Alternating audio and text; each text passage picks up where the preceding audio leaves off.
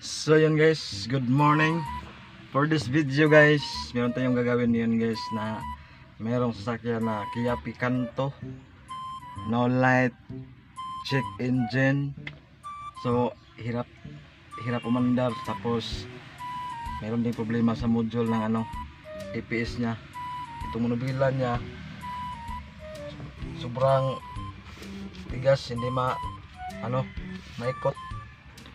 So papakita ko maya guys kung sign talaga niya. So let's go.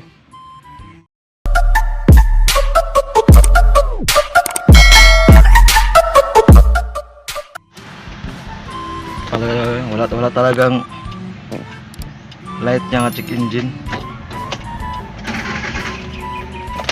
Ayaw talagang mag-andar.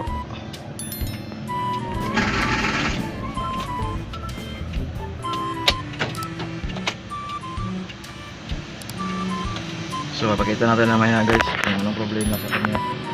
Mayroon ding light na APS. Ito pala yung yung module ng APS guys sa Kia Picanto.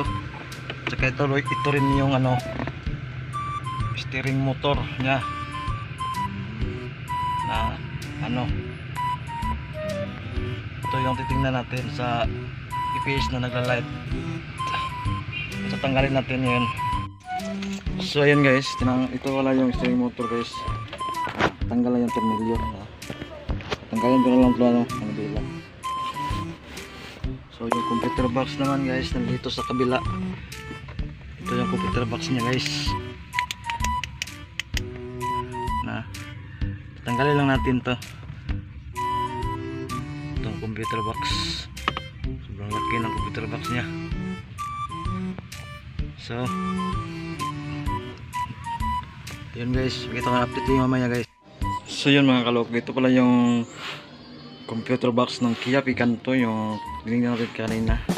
So buksan natin to, yung mga tornilyo na mga alin.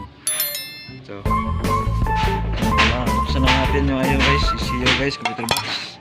Ito yung sunog niya na bahagi. Grabe, sobrang marami yung sunog. Hindi kaya pa kaya natin to guys. Ito yung sunog niya guys. Grabe yung sunog.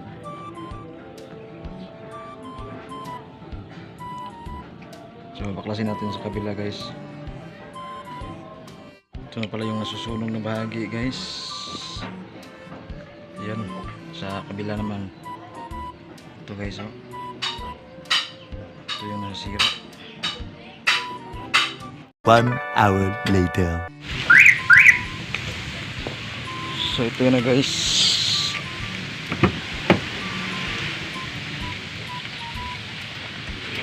Try natin kung gagana na ba itong ECU.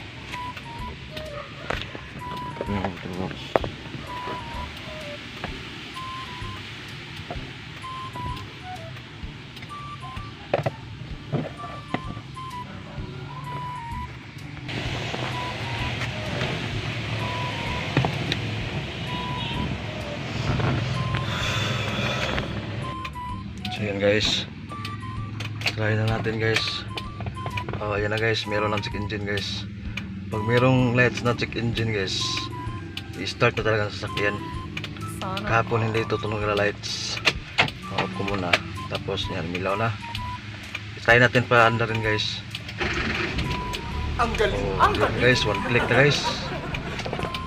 So merong mga sasakyan dyan nga na masisira yung mga computer box. Mag-message lang kayo sa akin, meron din akong marketplace.